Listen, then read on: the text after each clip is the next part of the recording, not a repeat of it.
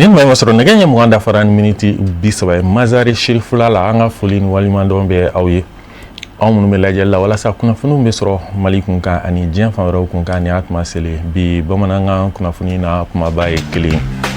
Imam Hassan ni ale an kuntigi Muhammadu kishin nema be ama homodin ke aka bangeli sankume okumu konnala wajulu kene belebele sigira senga ka beni marsi kalo kile nani a dimbaya tume madama Aidara tanti Alima daga maisa adebolo ori aka bi bamananga kuna funi na kuma baye mumina wala awi son konnala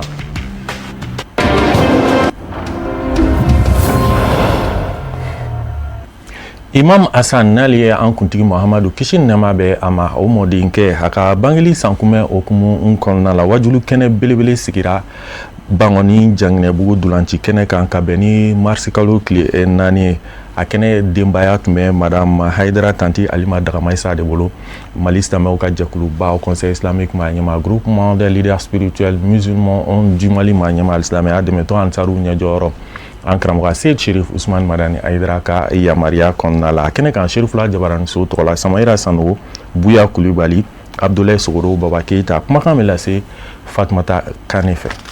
Silamɛya dɛmɛtɔn ansaru n'u kanubaw sɛbɛ kɔrɔ bɔra faaba kɔnɔ ya Bamako ka taa se Mali jamana yɛrɛ kɔnɔna fa tɔw ma e ko dɔw ma bɔ jamana kɔ kan ka na nin kɛnɛba in seereya wa ansaru n'u kanubaw an fana an karamɔgɔ Seyid Cherif Ousmane Madani Aidara tɔgɔlantola ci kɛnɛba Bangoni Janginɛbugu la commune 1 kɔnɔ Bamako nakun tɛ fila ye kelen damadon kana laadaw lakile laada min ni a minɛ sigira silamɛya dɛmɛtɔn ansar ɲɛmayaso fɛ Fédération Ansardine Internationale ka bi sanjanko ni o de ye an ka kiraba Mustafa kisi ni nɛɛma bɛ nabiɲumanba in ye a bɔna sanuma Imam Hassan ala ka jɛn bɛ ni cɛba in ma a ka bangeni san kunbɛn ni y'o ala ko suma kɛnɛ sigilen ye ni ala ko suma suba in a kɛra waati kɛrɛnkɛrɛnnen ye nabaw bolo minnu garisɛgɛ donna ala silamɛ ɲuman minnu yera kɛnɛ in kɔnɔ k'u ka kanu kumaw jira k'a kɛrɛnkɛrɛn k'a ɲɛsin Mustafa n'a ka denbaya sanuma ma kisi ni nɛɛma bɛ nabi ɲuman ye Mamadu manto ɲuman fɛn o fɛn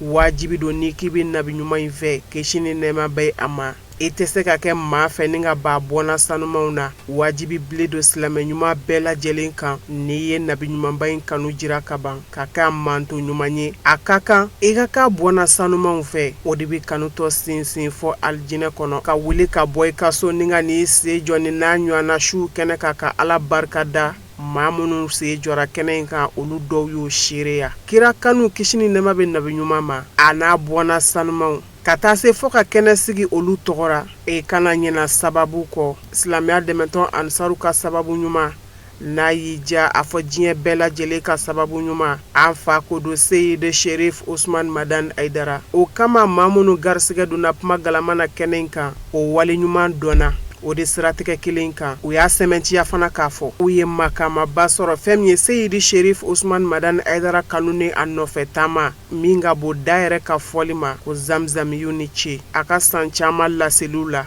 Seyid Cherif Ousmane Madani Aidara min ni a jɔyɔrɔ bonyana kosɛbɛ ka da k'a bɛɛ fɔra ale de ma wa bɛɛ kɛra la a y'a bɛɛ k'u fana kiraba ni a somɔgɔ sanuma ninnu nɔfɛ tɔko tun don nka wasa kɛra zamzamiyu ta ye bi nabaw ye waleɲuman dɔn kɛrɛnkɛrɛnnen na Seyid Cherif Ousmane Madani Aidara ka sotigi musow bɛɛ lajɛlen ka taa se u buramusow ma taasibila kɛra olu ye ka da kan u bɛ wuli ka jɔ min na diɲɛ kɔnɔ bi silamɛya kɔnɔ fɛn dogolen tɛ fɔ ni maa min ye ɲɛ ci a kan an ba naani ninnu ka baaraw ka da kan kira sanuma kisi ni nɛɛma bɛ nabi ɲuman in ye a bɔna sanumaw an ba naani bɛɛ lajɛlen kɛn bɛ ka kɛnɛ kelen kelen ta kira bɔna sanuma ninnu ye dan fosi ti o jɔyɔrɔ la fo alijinɛ kɔnɔ nka kɛrɛnkɛrɛnnenya na sa an ye kira mɔden sanuma min ka kɛnɛ kan ye ni o ye Imam Hassan ye ala ka diɲɛ bɛ cɛba in ma an ba ɲuman madame Aidara tanti Alima daga maisa a yɛrɛ dilen don nin baara in ma fɛn min ye Imam Hassan ye madame Aidara tanti Alima daga maisa n'a y'i ja a fɔ ala ɲɛsiranɲɛ Halima Imam Hassan ka kɛnɛ in a yɛrɛ dinba baaraw ma silamɛ bɔra diɲɛ fantan ani naani bɛɛ lajɛlen kɔnɔ ka na nin kɛnɛ in seereya kɛrɛnkɛrɛnnenya na tɔmi bi sigi a kan tamani dugu ni o ye zamzamiyu yɛrɛ bange dugu ye Hasaniya tɔndenw o sɛbɛkɔrɔ bɔra ka na waleɲuman dɔn an ba ye n'u yeli ye kɛnɛ kɔnɔ madame Aidara tanti Halima daga maisa e ko wajuli kɛnɛ ka maa ye maa ɲininka ko wajulikɛlaw ye mun fɔ silamɛya dɛmɛtɔn ansar wajulikɛla kangaranw o dama dama de ye ɲɔgɔn vale kuma galama na ka maaw tulo nɔgɔ bɔ n'i bɔra nin kɛnɛ sanuma in kan i t'a ɲɔgɔn na wɛrɛ mɛn ni zamzami yɛrɛ tɔgɔ la kɛnɛ kɛrɛnkɛrɛnnenw tɛ ka d'a kan ansar karamɔgɔw u b'a dɔn u ye maaw hakili lajigi kɛrɛnkɛrɛnnenya na imam hasan yɛrɛ ka adamadenya kan ni ka sɔrɔ k'u da don a la kira mɔden sanuma in a ka wulikajɔ baaraw kan ni seyide sherif usman madan aidara ka jeturaw ni o y'a ka wajulikɛlaw ye olu ka kɛnɛ sigi kira n'a zuruyaw tɔgɔ la ka bun adamadenw wele ka na olu ka ɲumankɛlenw ma ka maaw hakili jugu ka kɛtaw la a ka kan fana u ka waleɲuman dɔn kɛ ko sun yɛrɛ ye sanni ka ɲagafɛnba fofo nɔ la min kɛra sababu ye ni k'a fofo k'a bɔ a nɔ la barikada kan ka kɛ u ye seyide sherif usman madan aidara ka wajulikɛlaw kira n'a zuruya sanuma ninnu waleɲuman dɔnnen kɔfɛ ka maaw hakili lajugu ka kɛtaw la u ye tasi bila kɛ ka ɲɛsin fɛnfin nɔrɔma ma farafina kuna wolo an fana an karamɔgɔ seyide sherif usman madan aidara nɔgɔw ni bin minnu gunfalen bɛ nin sira in kan ale de kɛra sababu ye k'a kɔrɔsiyɛn ni k'a fura k'a jɛ ka bila olu ɲɛ n'u sigilen b'o tabali la bi ansar wajulikɛlaw y'o waleɲuman dɔ zamzamiyu ye o nisɔndiyalen fari foninen ni ala ko suma kɛnɛ ni nin kɛnɛ barikalen kan naba minnu se y'u yɛrɛ se kɛnɛ in kɔnɔ bilasiralikan jɔnjɔ caman taara ka ɲɛsin u ma ni su in bonya n'a makama kan maaw nana wajili lamɛn san nka duman ma fara duman kan o b'a ja bɛɛ lajɛlen sigi kun bɛ k'i tulo kɛrɛmɔ sigi ka wajilikan sanuma ninnu lamɛn nka o n'a ta bɛɛ lajɛlen ɲinɛmakɛ kira laban mɔdenkɛ kɔ ladegeli bɛ ka k'ale min na bi nɛgɛ ɲɛ fu miniti 3 ni o ye zoroyɛri waati ye kɛnɛ in fayidara ko kura tuguni ni seyide sherif usman madan aidara yeli ye kɛnɛ kɔnɔ maaw nisɔndiyalen fari foninen ka da ka sigi kun bɛ k'a kɔnɔ u ye kunbɛliba ta k'a sɛgɛrɛ a yɛrɛ ye munumunu saliw dɔɔni kɛ ka foliw bila maaw la ni ka sɔrɔ ka sigiyɔrɔ lasɔrɔ o bonya ma segin foliw bɛɛ lajɛlen tɛmɛnen kɔfɛ ni a y'a sigiyɔrɔ lasɔrɔ miniti tɛmɛnen ni miniti 21 ye cɔyi an fa ni o ye seyide sherif usman madan aidara a ye kuma galama ta maaw tulo kɛrɛmɔ segin bɛ ka kumakan sanuma min makɔnɔ ni ka baara in kuncɛ e ko a ma kɛ ten wa a ye nisɔndiyakanw jira fɔlɔ ka sanga ni nin su in yɛrɛ ɲɛnamayali ye imam hasan tɔgɔ la o waati kɛrɛnkɛrɛnnen in kɔnɔ a ye hakililajigi kɛ nabaw ye diinɛ yɛrɛ taasira jɛlen kan a ma bɔ a ka kumaw kɔnɔ seyide sherif usman madan aidara laada latilenna a fɛ ni o de ka waleɲuman dɔn foli kɛ ka ɲɛsin silamɛya dɛmɛtɔn ansar kelenkelenna bɛɛ lajɛlen ma yɔrɔ janma yɔrɔ suruma u sigiyɔrɔw bɛɛ lajɛlen na o ye laada ye zamzami y'u bolo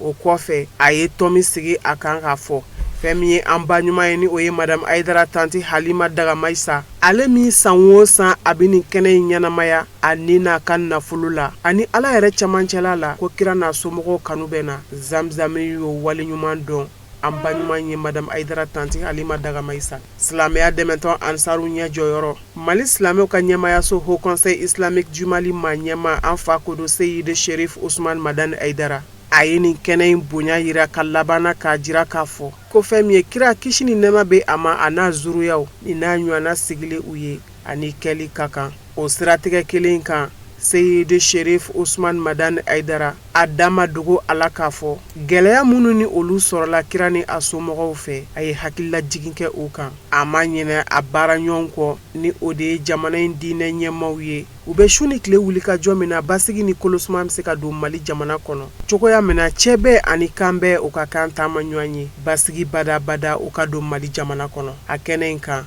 laada latilenna ni o de silamɛya donkan baya layidu wɔɔrɔ ye o de ye baara ninnu bɛɛ lajɛlen kuncɛ i n'a fɔ laadala wajulu kɛnɛ belebele min bɛ sigi imam hasan ka bangeli sankunbɛn okumu kɔnɔna la silamɛw bɔra diɲɛ fan bɛɛ lajɛlen fɛ ka ɲɔgɔn sɔrɔ a kɛnɛ kan an ka ɲininikɛlaw ye u ka kuma galamanin tɛnko maa dɔw la an ka ɲɛmadaw fɛ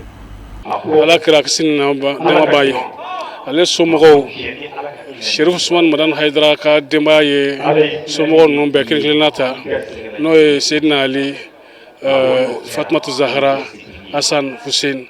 o bɛɛ kelen-kelenna an b'a dɔ bɛɛ lajɛlen ye u ta ka o fiti donc su in na ye hasan ta ye alhamdulilayi o bɛ an b'a tanti alima dagamayisa de bolo donc an bɛ su belebele la parce que kira somɔgɔw kama ala bɛ sɔn ka an ka hamiw dilan donc an bɛ nin suba in mun na nin ye occasion ye bolo an ka ala wele an bɛ dugawu kɛnɛ de kan n'i ye ala wele kɛnɛ dɔw kan dugawu ninnu tɛ bi la su in na ye ɲɔgɔnna kɛnɛba dɔw ye donc o la an bɛ dugawu daminɛ an karamɔgɔ yɛrɛ la n'o ye Asiri Sherifu Usmani Madani Hayidara k'a ɲini ala fɛ sijan ni kɛnɛya ni labanko ɲuman ala k'o di a ma a n'a ka denbaya an bɛ an ka jamana in toujours an b'a kalifa ala la ala k'an ka jamana basi ka degun minnu bɛ jamana in kɔnɔ ala k'a wuli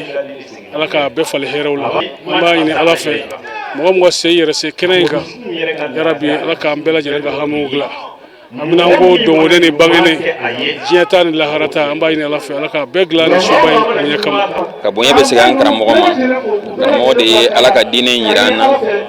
ka an masaw jira an na wa ka kira zuriyaw jira an na ka kira zuriyaw ka don jira an na an bɛ ala de fo ka dugawu de kɛ karamɔgɔ ye sijan ni kɛnɛ ala ka dan an ma ala ka mɛn ɲɛ k'an yɛrɛ mɛn a kɔ ala k'an kira kanu ko sallallahu alaihi wasallam yarabi ala ka an aw yɛrɛ bolo mɛn baara la an ka taa bɔ ka hinɛw na ka saya kuma lafiya ala ka ɲɛnama ɲɛna k'anw yɛrɛ ala kaloba in bonya kosɔn sɔli ala muhamadu sallam karamɔgɔ y'a fɔ a ko n'a don sela ko hali ni segala tiga de i k'a di maa ma o k'a dɔn k'a fɔ don dɔ bɛ yen bi mais n'ala sɔnna anw yɛrɛ fɛ angola ye n'a sela an bɛ ɲan bɔ a kalama wa mɔgɔw bɛ sariya kɛ mɔgɔw y'a nafa ye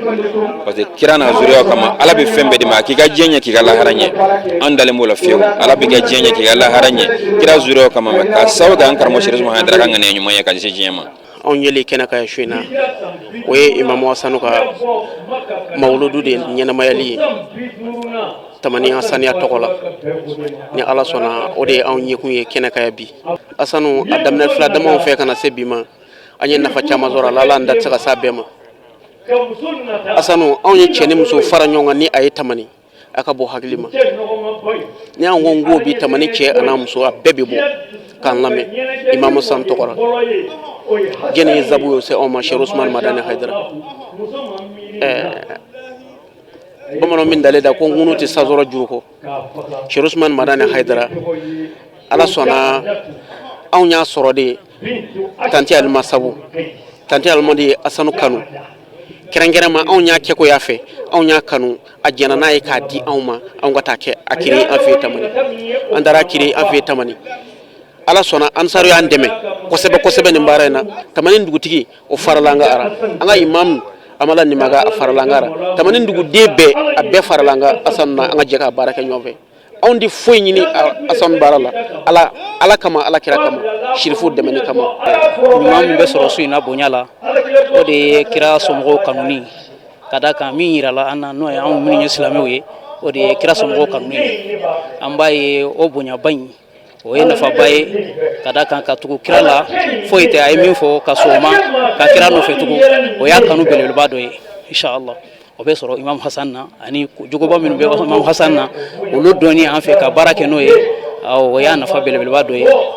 su in na bonya la Imamu Hasanu nɔ a bɛ dɔnniya mɔdenw de ye an karamɔgɔ a bɛ bonya min kɛ mɔgɔw ye sunkalo ka tafsiri kɛ ka mɔgɔw bɔ fili kɔnɔ o ye a nafa belebeleba dɔ ye an b'a waleɲuman dɔn o la ka da kan ni walawalaliw ye a bɛ kɛ sababu ye ka fitina faga ka bɔ jamana kɔnɔ ka fitina faga ka bɔ jamanaw kɔnɔ ni walawalali ɲumanw ye a bɛ mɔgɔw kɛ ala ɲɛsiranɲɛ jɔn ye ani alabato jɔn ɲuman ye an bɛ karamɔgɔ fɔ o la kosɛbɛ kosɛbɛ ani nɔ fɛn o fɛn bɛ ka kɛ hasaniya la yɔrɔ o yɔrɔ la ale de kɛra o sababu ye pour que ka mɔgɔw kunu ka bɔ sinɔgɔ kɔnɔ ka ɲumanya yɛrɛ mɔgɔw la a yɛrɛ fana bɛ k'a kɛ a n'a ka denbaya an bɛ an baw bɛɛ lajɛlen fɔ kɛrɛnkɛrɛnma tanti min an b'a ka kɛnɛ kɔnɔ a bɛ baara min kɛ nin kɔnɔ an b'a ɲini ala fɛ ala kana pɛridi a sara la wa ala yɛrɛ fana tɛ sɔn ma ka sababu kɛ u bɛ cɛba min nɔfɛ o cɛba in y'a kɔkɔ kɛ ala kama olu yɛrɛ b'ale nɔfɛ o de la alisilamɛya dɛmɛtɔn an t'a bolofara min bɛ rive gauche la olu y'u ka laada la ɲɔgɔn kunbɛnba kɛ ka bɛn ni marisi kalo tile 2 ye Bangɔni Jaginɛbugu la a kun de walasa ka ɲɛfɔli kɛ baara minnu bɛ sen na ani baara minnu kan ka kɛ kɛrɛnkɛrɛnnenya la musakako kun kan a kɛnɛ ɲɛmaaya tun bɛ Mali silamɛw ka jɛkuluba au Conseil islamique Maniema groupement des leaders spirituels musulmans du Mali Maniema alisilamɛya dɛmɛtɔn ansaru ɲɛjɔyɔrɔ an karamɔgɔ Seydi Sherifu Usmani Madani Hayidara a de bolo Abubakar Sogodogo tun bɛ yen Fatumata Kane bɛ kumakan na se ni fɛn kan ka gɛlɛya ala ka jɔ an bolo dugukolo in sanfɛ ala ko kɔfɛ o de a bɛ layidu min ta a dara nɛn kan silamɛya dɛmɛtɔn ansaru mana kɛ yɔrɔ o yɔrɔ la lahala o lahala la u bi ala tanu n'a ye k'a kanu k'u ka layidu talenw dafa a bolofara min bɛ bamakɔ ba bolofara numanya fan fɛ rive gauche nin y'olu ka laadalasigi kɛnɛ ye ne an ko a ma ko tɔnbasigi silamɛya dɛmɛtɔn ansar tɔndenw ka bɔ rive gauche kɔnɔ bamakɔ u ye ɲɔgɔn sɔrɔ nin layidu dafa in kɛnɛ kan nin kalo barikama in kɔnɔna na ni o ye sunkalo ye ka na kalikan ninnu dɔw bɔ a sira fɛ ni da sera fɛn caman ma kɛrɛnkɛrɛnnenya na baara kɛlenw minnu bolo dan bɛ o n'a ɲɔgɔnna caman. mɔgɔ minnu ye layidu ta k'u bi an karamɔgɔ dɛmɛ Seydi Sherifu Usumani Madani Hayidara a ka laseliw la olu cɛw ni musow de bɛ fara ɲɔgɔn kan kalo kalo ka ɲɔgɔn ye assemblée b'a la. Nafa min b'a la o ye fɔlɔ mɔgɔw yɛrɛ ka ɲɔgɔn ye kɔfɛ a bɛ ɲɔgɔn ladili min kɛ ka bila ala ko sira kan o bɛ limaniyaw kurakura o nafabaw de bɛ sɔrɔ a la ani anw yɛrɛ ɲɛ fana bɛ da an karamɔgɔ kan a n'a ka denbaya kan fana ye nafaba dɔ ye k'u fo k'u waliɲuman dɔn mɔgɔ bɛ fo yɛrɛ ci kɛcogo ɲuman na u ye layidu min ta o layidu ninnu dafali anw minnu y'u ka baarakɛlaw ye ka se ka an bɛnna fɛn minnu kan k'olu waleya an b'o o foli ni tanuni kɛ jama ye kɔfɛ ka foli laban an karamɔgɔ ye Seydi Sherifu Usumani Madani Hayidara mun sɔnna ka ni di pour que an ka se ka kisi sɔrɔ an ka se ka silamɛya diinɛ sanuman faamu. Sigi in nafa bonyana kosɛbɛ ka da ka sunkalo n'a ta bɛɛ tɔndenw bɔra ka na kanu kurakuraya u karamɔgɔ ɲɛkɔrɔ Seydi Sherifu Usumani Madani Hayidara a n'a ka denbaya sanu bɛɛ lajɛlen ni o waleɲuman dɔnna ɲɛmayaso fɛ o foli kɛ ka ɲɛsin ansar tɔnden kelen-kelenna bɛɛ lajɛlen ma. Alhamdulillah militanw bɔra fan caman fɛ ka na sigi kɛnɛ kan sunkalo n'a ta bɛɛ militanw bɔra an falakaw bɔra komi an balakaw bɔra cogo min an bɛ tondenw bɛɛ fo ka comité fo ka sous-section fo dante foli min na sigi alors a poɲɛw ka ca o kama an bɛ kunna mais a poɲɛ fɔlɔ o bolila an ka banbagatɔw kan mɔgɔ minnu y'an kɔn ala ka hinɛ na an ye sigi poɲɛ fɔlɔ ta olu kan ka don kɛ ka sama olu ma o ye an ni ɲɔgɔn cɛ layidu ye an karamɔgɔ y'an kalan min na ni tonden kelen binna an bɛ ka kɔnɔnadiya ka kola siɲɛ 111 ko kalan o ka kɛ hinɛ ka se ale ma. Ni sigi n'a ɲɔgɔnnaw silamɛya dɛmɛtɔn ansar kɔnɔ ka ɲɛfɔli kɛ tɔn lahalaw kan baarakɛlaw ni min bolo dan bɛ o dama tɛ kɛnɛ kɛrɛnkɛrɛnnen don ansar tɔndenw bolo minnu u bɛ ɲɔgɔn lahalaw dɔn u cɛ kanuɲɔgɔnyaw bi sinsin a kɛnɛ kan ansar balole fara banbatɔ kan ala ma hinɛ na u bɛɛ lajɛlen la ɲinantigɛ dabaw kɔ duwawu bi kɛrɛnkɛrɛn ka ɲɛsin olu fana bɛɛ lajɛlen ma ka da ka fɛn min ye ala ko jɛ ye o ni jɛ wɛrɛ man kan silamɛya dɛmɛtɔn ansar jɛkulu i donna la i ma fara jamakulu wɛrɛ foyi kan fɔ ala ko suma jamakulu diinɛ cɛbaw ni a musobaw ɲɔgɔn kunbɛyɔrɔ don ala ko jɛkulu don baara in datuguli ɲɛmaya tun bɛ an karamɔgɔ bolo Seydi Sherifu Usumani Madani Hayidara a sɛnsɛnna ni ka kanuɲɔgɔnw lasɔrɔ ka na baara in kuncɛliw seereya kira bɔnna sanuma in ka kanu ka ɲɛsin ansaruw ma ala de b'a dan dɔn koyi silamɛya dɛmɛtɔn ansaruw kɛra yɔrɔ o yɔrɔ la cɛkɔrɔba sanuma in y'a kanu ka kɛ u kɛrɛfɛ hali n'u ti yɔrɔ min na u ka duwawu kɛrɛnkɛrɛnnen don a bolo a ye kɛnɛ in lasɔrɔ ka na kanu kumaw seereya ka duwawu don kɛ ka baara ninnu bɛɛ lajɛlen kun cɛ. Jakulu min bɛ wele association Lamɛn de l'espoir olu ye suntigɛ belebele labɛn sunkalo okumu kɔnɔna la a baaraw kɛra Serifula duba kɔnɔ Bangɔni Janginɛbugu la Asanatu G Traoré ani Boubacar Traoré tun bɛ Serifula Jabaramuso tɔgɔ la kumakan bɛ lase Fatumata Kane fɛ.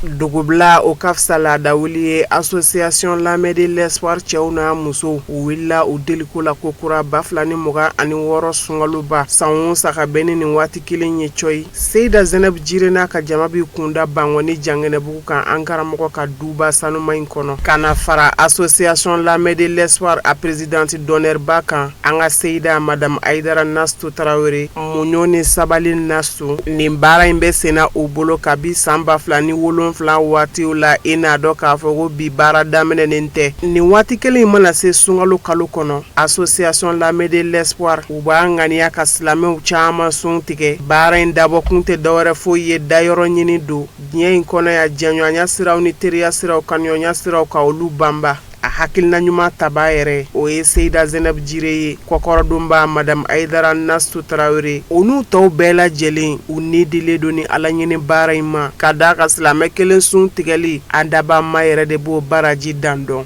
Ni association ye ŋaniya ta ka to ka suntigɛw bila sen kan ani baaramisɛnnin wɛrɛw n'an bɛ don min na an b'o kuma de kɛ bi an bɛ an fa fɛ an karamɔgɔ Seydi Cherif Ousmane Madani Haidara san o san an bɛ nin suntigɛ labɛn kɛ ka jama sun tigɛ ni an ka se fitinin ni kabiri an b'a daminɛ ka taga sɛw ɲini ka na a tobi k'a di mɔgɔw ma dɔɔni dɔɔni mais ala barika la bi avec nos petits moyens jamajɛ ko de don an sera ka misi faga ɲina ko ɲuman dogoba ye zon ye association Lamɛn de l'espoir cɛbaw n'a musobaw wali ɲuman ma dogo ka fɔ nin kɛnɛ in kan maa minnu cɛsirin bɛ baara in ɲɛtaa kama n'u t'a kɛ dɔwɛrɛ foyi kama ala ka sara kɔ wali ɲuman dɔn kɛrɛnkɛrɛnnen kɛra madame Zainabu Jire ye kɛnɛ in kan ka taa se tɔn yɛrɛ jigiya ma ni o ye madame Aidara Nastu Tarawele ye sirifimuso kumabali ku kɛ o siratigɛ la mais anw ta ye hakilina bɔra Zainabu Jire la Zainabu Jire vraiment ale ni Nastu Tarawele an bɛ far'u kan ni kana kɛ olu de bɛ nin dépasse fa b'a ta wari min bɛ bɔ ka don a la Zainabu filɛ depuis ɲinan sunkalo bɛ ban a b'i sigi de ka hakilina ɲini ɲinan ta défaut jumɛn kɛra la fɛn jumɛn b'a jɛ an k'o fɔ pour que san wɛrɛ n ka se ka a don a la a bɛ wuli ka jɔ kɛ Zainabu tɛ sunɔgɔ depuis sunkalo bɛ jɔ a bɛ bɛɛ wele sunkalo jɔra dɛ ɲinan ta bɛ kɛ tan tɔ a bɛ kɛ tan an bɛ nin fara kan an bɛ nin fara kan Nasu fɛnɛ b'o cogoya kelen na depuis an b'an débrouiller i bɛ sogo san kilo la ka na sɛ san k'a kɛ saga ye ka na bolo la ka na kɛ misi ye i y'a ye donc u bɛ jama wele u bɛ jɔrɔ ni mɔgɔw ye Zainabu yɛrɛ tɛ dumuni kɛ a bɛ bɔ a y'a la jɔn ma dumuni sɔrɔ a y'a di mɔgɔw ma a ye dumuni di mɔgɔw ma a bɛna mɔgɔw de kama a t'u dɔn a bɛ an karamɔgɔ ladege ko mɔgɔ b'a kɛ cogo min a fɛnɛ b'a kɛ o cogoya kelen de la nisɔndiyaw bonyara kɛnɛ in kan kosɛbɛ association Lamɛn de l'espoir cɛw n'a musow hakilina in sɛbɛkɔrɔ fora u fɛ ka da kan an bɛ kalo min yɛrɛ la fɔlɔ kalo bonyalen don ni a barikalen don ni ye ala ɲini baara ko kɔnɔ i ti dɔwɛrɛ foyi sɔrɔ ni ala yɛrɛ tɛ ala kama k'u don Zainabu Jire n'a ka jama bolo san o san nin kɛnɛ in bɛ sigi an bɛna suntigɛ kɛ yan o la an bɛ min fɔ dɔrɔn ka dugawu k'u ye ka dugawu ɲini u fɛ ala ka u bolo bɛ nin baara in na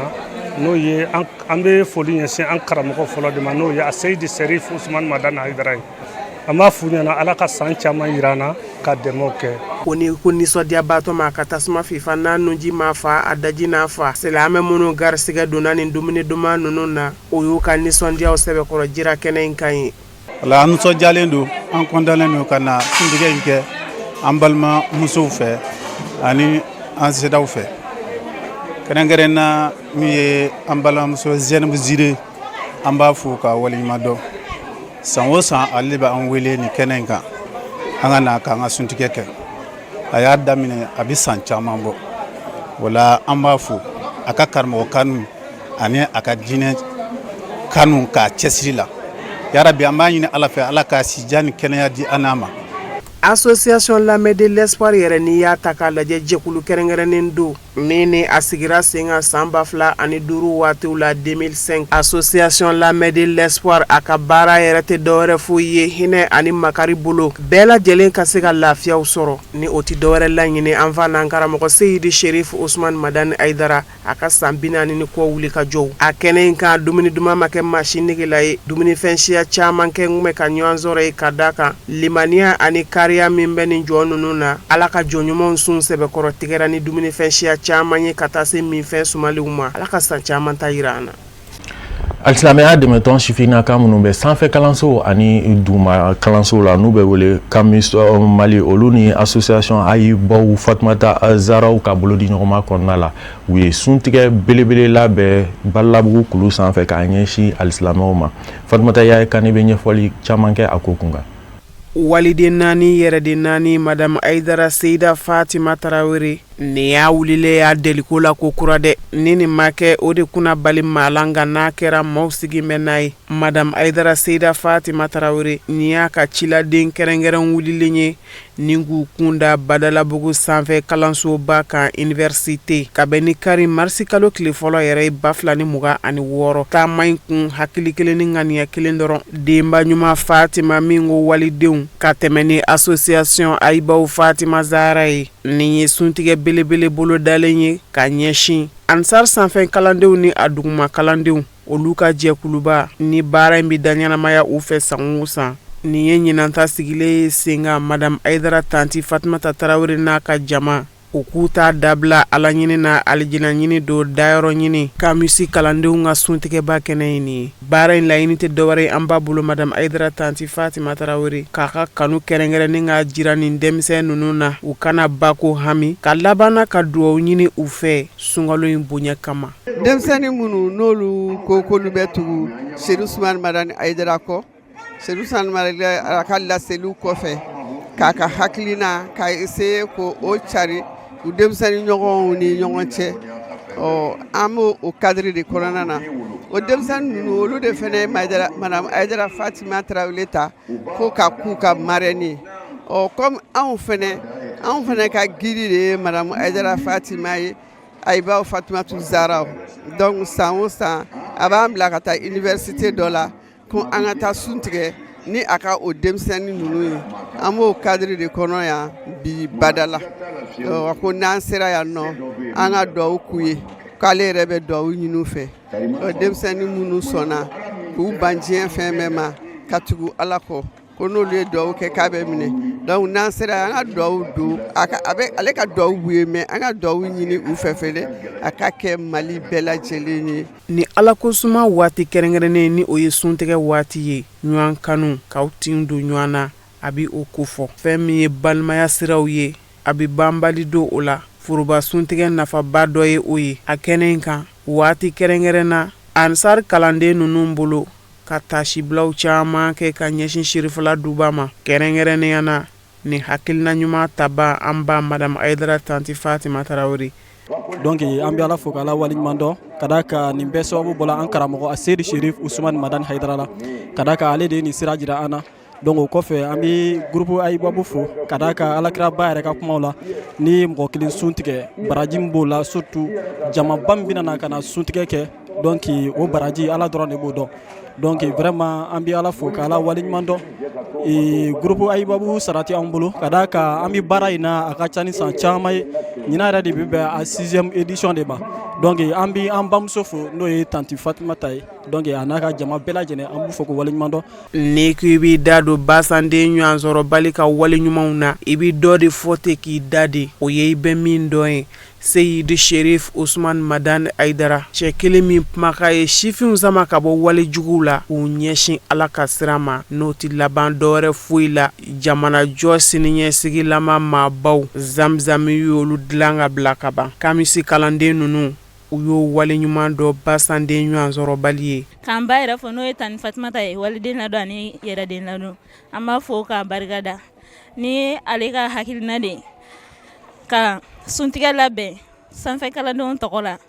toujours an bɛ karamɔgɔ fɔ an tɛ segin a foli la an b'a fɔ ka segin k'a fɔ ale de sababula bi an faw bɛ se ka jɛn u denw kɔ k'u bila ka na yan nɔ ka sɔrɔ an tɛ mɔgɔ ka sigi la an tɛ mɔgɔ ka mara kɔnɔ anw b'an yɛrɛ de bolo yan nɔ mais ni karamɔgɔ ka hakilina ye ani karamɔgɔ ale sababula an bɔla yɔrɔ min na an y'o dɔn an nana yan nɔ fɛnɛ ni an bɛ yan kun min na an y'o fɛnɛ dɔn an bɔla ni ala ko min y'an mansaw kɔrɔ an sera yan nɔ fɛnɛ an y'o sira kelen de ta an bɛ ka baara kɛ n'o ye a sababu y'an karamɔgɔ min ye an b'a fo sirifikɛ min na a foli tɛ ban. Hakilila jigila an b'a jira aw la k'a fɔ o fɛn min ye bonyamasegin ni tasibilaw kɛlen kɔfɛ ka ɲɛsin sirifila duba ma kɛrɛnkɛrɛnnenya na an fa Seydi Cherif Ousmane Madani Aidara ni o de kɛra kɛnɛ in baaraw kumabaw ye duwawudenw dumunifɛn sɛbɛkɔrɔ kɛra ka yen labɔ dumunifɛn siya caman tun bɛ minfɛn sumalen o n'a ɲɔgɔnna caman. An ka karamɔgɔ Musa fɔ b'a lamɛn walasa ka diɲɛ fan wɛrɛ kibaruyaw dɔn.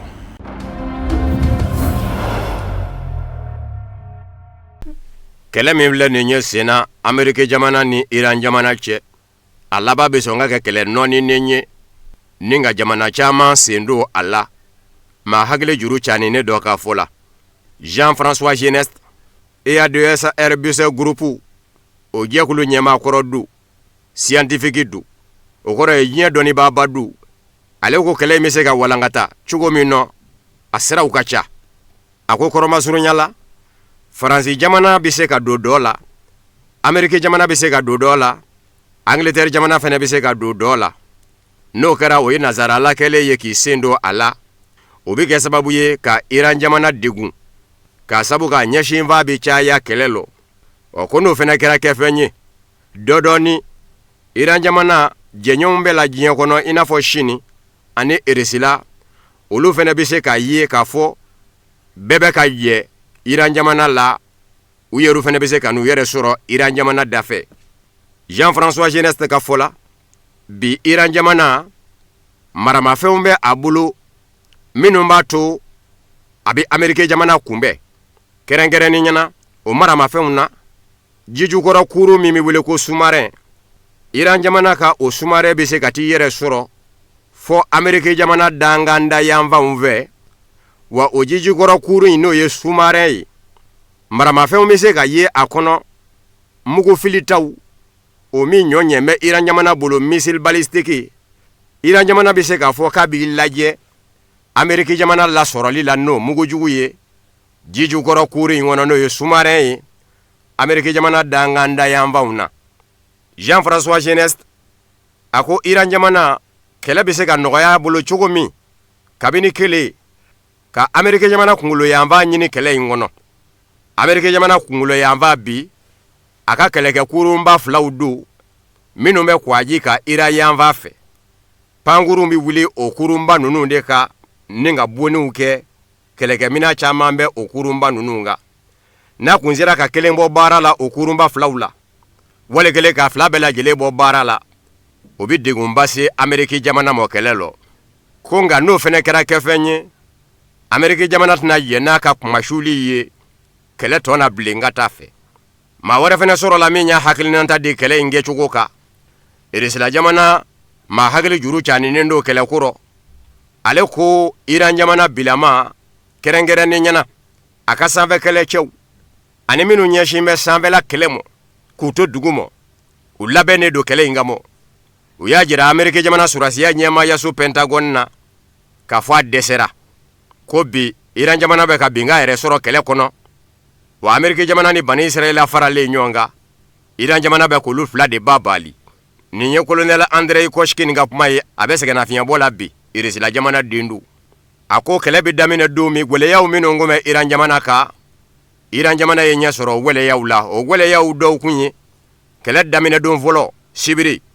pankurun caman kun bɛ pɛtɛ-pɛtɛ la kɔnɔ in na. Iran jamana kun tɛ se k'a fɔ k'a bɛ filili daminɛ k'a ɲɛtinɛ kɛ pankuru dɔ pɛtɛ-pɛtɛtɔ ye a laban bɛ taa tiɲɛni don jamana dɔ pankurun kun ani jamana min tɛ kɛlɛ la. Kelen filanan bin kɛra Iran jamana kan cogo min ka sin ka bala lɔ. Iran jamana yɛrɛ kɔnɔ fɔ wolomani fana kun ka kɛ ka sabu kɛ jamana den bɛ jamana den na o bɛ se k'a yɛrɛ sɔrɔ jugu fanfɛ jamana ɲɛmaaw ta kalamɔ. Ani nafolow minnu jɔra jamana den dɔw ye jango u bɛ se ka Iran fanga kɔbila fɔ nin bɛ kun ka lɔtɔmɔ Iran faamaw fɛ ko Iran jamana ye nin bɛɛ lajɛlen de tɛntɛn ni ka sɔrɔ k'i labɛn kɛlɛ lɔ. Ko bibi in na ko yɛlɛmaba don bɛ Iran ka kɛlɛ taabolo lɔ. Ko Iran jamana sanfɛ kɛlɛcɛw ani minnu b'u to dugu mɔ ka bonni kɛ ani sanfɛla kɔlɔsibaw k'u bɛɛ bɛ k'u ka baara kɛ ka se a da la duguma kɛlɛcɛw fana kɔrɔ don bɛ olu fɛ. Colonel Andrei Koshkin ka fɔ la. A ko bi Iran jamana a labɛn bɛ ka kɛlɛ in kɛ wa ni y'ale yɛrɛ ɲininka a labɛn bɛ Iran jamana bolo ka Ameriki jamana ni Bani Israɛl ba bali. Ko n'i y'a ye Ameriki jamana ɲɛmaa Donald Trump nana jira k'a fɔ kɛlɛ in tile 3 tile 4 tɛ bilen kɛlɛ in bɛ taa dɔgɔkun 4 ɲɔgɔnna la k'o ye dɛsɛ k'a ye Ameriki jamana ɲɛmaa Donald Trump bolo a b'a jira k'a fɔ Iran jamana bɛ ka sebaaya ta kɛlɛ in nɔ. A ko dɔ wɛrɛ m'o se Iran jamana mɔ dɛ sango juin kalo tile 12 kɛlɛ min kɛra ani Bani Israɛl cɛ yɔrɔw minnu kɛra fiɲɛ ye Iran jamana ka kɛlɛ labɛn jogo rɔ a y'o fiɲɛw bɛɛ lajɛlen furakɛ yɔrɔw minnu kɛra nafa ye ani Bani Israɛl cɛ kɛlɛ lɔ a y'olu kɔrɔ don. Iran jamana kɛlɛbolo corps des gardiens de la révolution islamique a babu sentigi général de brigade Ali Mohamed Nayeni a ye kuma ta jabaraniso la k'a fɔ Iran jamana a ka baara kɛlenw ani jugu cɛ kɔsa in na a b'i da don la jamanadenw ye. A ko u ka bundeli mugufilita missile la ani drone o ɲɛsinna Ameriki jamana jikan kɛlɛcɛw dagayɔrɔ mɔ. Baara in jamana kɔnɔ Iran dafɛ ani Ameriki jamana surasiya dagayɔrɔ ɲɛmaayaso min bɛ baara in jamana kɔnɔ quartier général militaire. K'a kɛra sababu ye Ameriki jamana kɛlɛkɛ kurunba min bɛ wele ko porte-avions USS Abraham Lincoln o yi yɛrɛ ɲini ka bɔ Iran jamana ji wurɔ. General de brigade Ali Mohamed Nayini a ko Iran jamana ye degunba de lase Ameriki jamana kɛlɛcɛw daga yɔrɔ mɔ arabula kɔnɔ na Iran jamana dafɛ. Ko tile fɔlɔw minnu kɛra kɛlɛ lɔ sebere kana se dimanche ani ntɛnɛn mɔ ko Ameriki jamana surasi 650 de fara Iran jamana fɛ. A ko nka ni Ameriki jamana maa ɲɛmaw ye a ngalontigiya k'a fɔ a ma kɛ ko a man ka bala maa na bawo jagoya u b'u ka maa faalenw dogo Ameriki jamana denw na u kana najara wele ka bila jamana ɲɛma Donald Trump la. Ko nka u n'a ta bɛɛ Iran jamana lakanajɛkulu kɛrɛnkɛrɛnnen ka kunnafoni ɲininenw k'u sɔrɔ u ye fɛn min jira u la o ye k'a fɔ nin maa hakɛ falen de sɛmɛndiyalen don Ameriki jamana kɛlɛcɛ 650. General de brigade Ali Mohamed Nayini Iran jamana kɛlɛbolo babu sentigi a ko mugu filitaw n'o ye misiliw ye ani dronu Ameriki jamana a kɛlɛbolo 5nan min dagayɔrɔ bɛn bɛ baara ni jamana mɔ n'a bɛ wele ko 5e flotte de l'US Navy o ɲɛmayaso yɛrɛ de dasira Iran fɛ ko dasili in senfɛ maa 100 ani maa 60 Ameriki jamana kɛlɛcɛw la o fara ni ka caman jogi. A ko tɛmɛnen kɔ kɛlɛkɛkuru min fɛnɛ bɛ Ameriki jamana kɛlɛcɛw dɛmɛ u kama ko navire de soutien au combat o fɛnɛ bundera Iran jamana fɛ ni mugu filita misiliw ye Iran jamana jikan kɛlɛcɛw fɛ. Kɛlɛbolo babu sentigi y'a yira k'a fɔ Iran jamana kun ye mugu filita misili 4 n'o ye missile de croisière ye u y'o de fili Ameriki jamana kɛlɛkɛkurunba USS Abraham Lincoln kan o min jɔn bɛ kwa jirɔ Iran yanfa fɛ ani Iran dugu Shabahari cɛ kilomɛtiri 250 ka taa se 300 Iran worodugu yanfa fɛ ka digi a kɔrɔ yanfa kan k'u kɛlen ka kɛlɛkɛkurunba in susu a yɛrɛ ɲinibaatɔ y'i kunda kwaji bolo fara wɛrɛ kan n'o ye Océan Indien a worodugu yanfa ka taa kɔrɔ yanfa ye. Sibiri Donald Trump Ameriki jamana ɲɛma kɛlen ka kɛlɛ bi Iran jamana kan o tajuru sarabere de tɔgɔ dara Iran jamana fɛ ko True Promise Fort kana se tarata mɔ mars kalo tile 3 Iran jamana ye filili caman kɛ Iran surasiya ɲɛmayaso ka fɔ la ko Ameriki jamana dagayɔrɔ caman bunna arabula jamanaw nɔ kɔrɔfɔ lasera Iran jamana kɛlɛbolo fɛ min bɛ Iran khatamal-anbiya surasiya dagayɔrɔ la kɛrɛnkɛrɛnnenya a babu sentigi a ko tarata sɔgɔma joona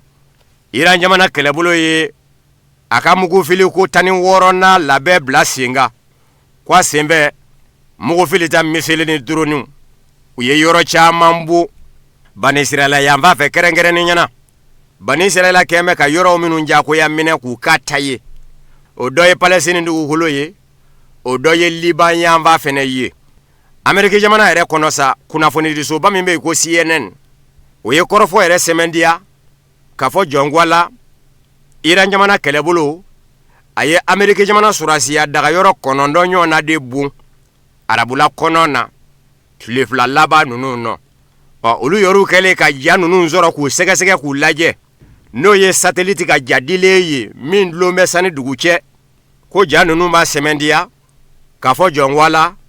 ko wetikaw fɛ yen Ameriki jamana surasiya dagayɔrɔ 4 bunna Iran jamana fɛ. Émirats Arabes Unis jamana kɔnɔ Ameriki jamana surasiya dagayɔrɔ 2 bunna ye Irakikaw fɛ yen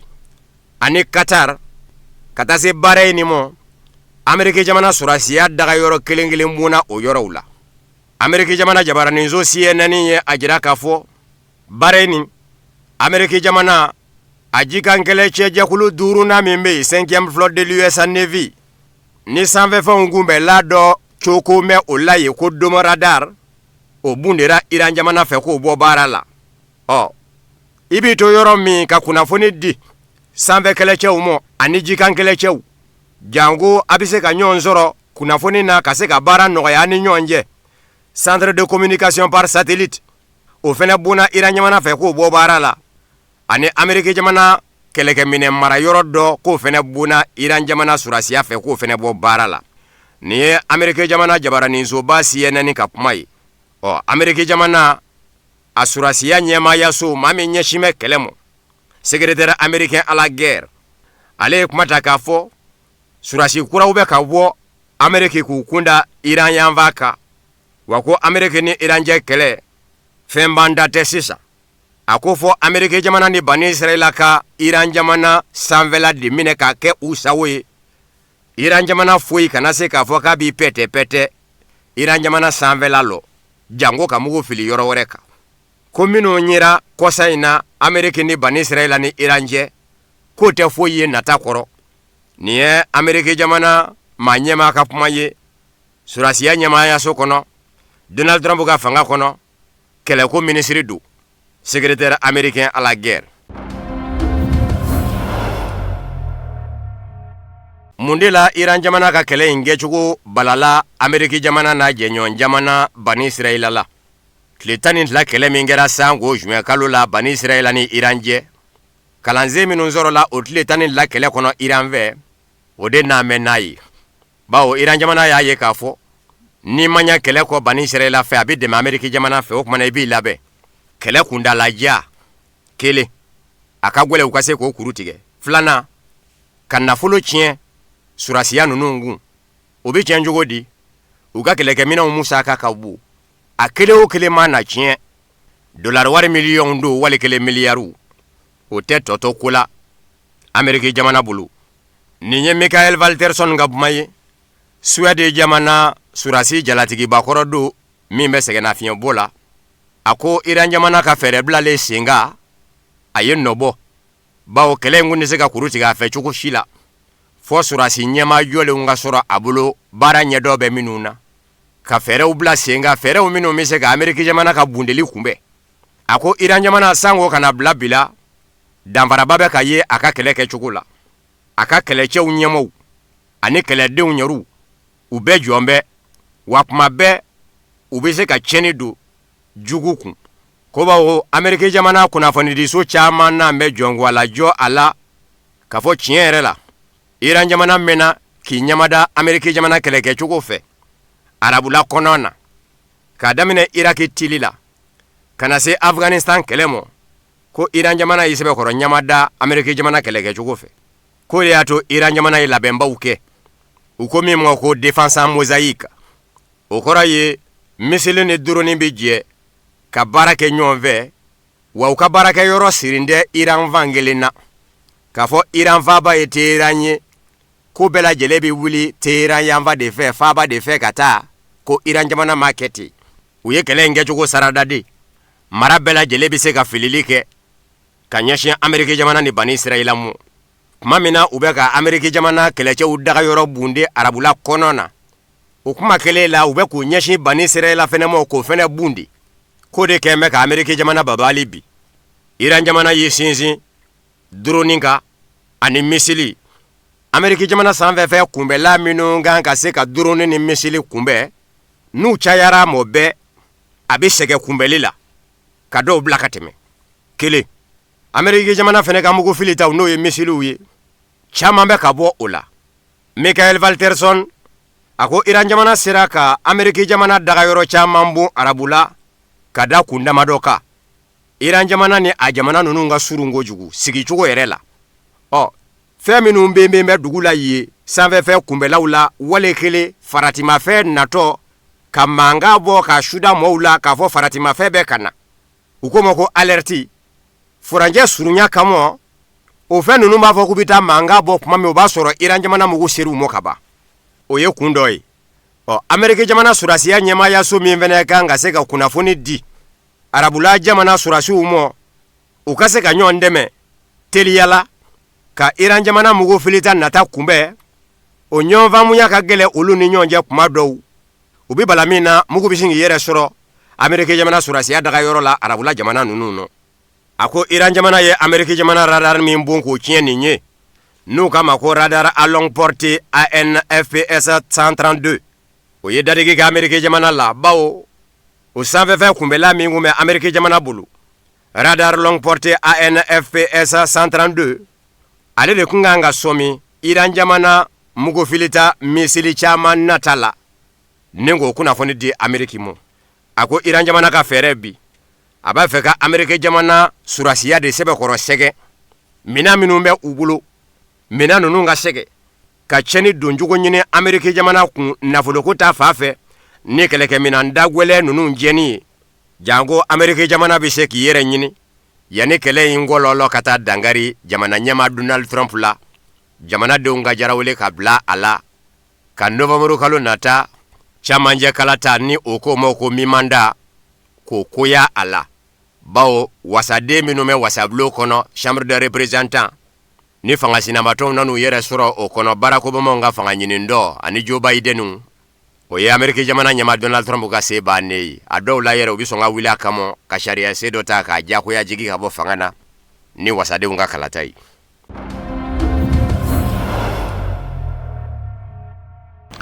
Foli kɛrɛnkɛrɛnnen bɛ kɛ k'a ɲɛsin an ka technicien ma o fana de bɛ dan sigi bi bamanankan kunnafoniw na minnu sera ka fara ɲɔgɔn kan ka bɛn ni tuma in ma kunnafoni di so ɲɛmaaso fɛ an cɛ aw ka lajɛliw la a k'an bɛn n'Ala sɔnn'a ma.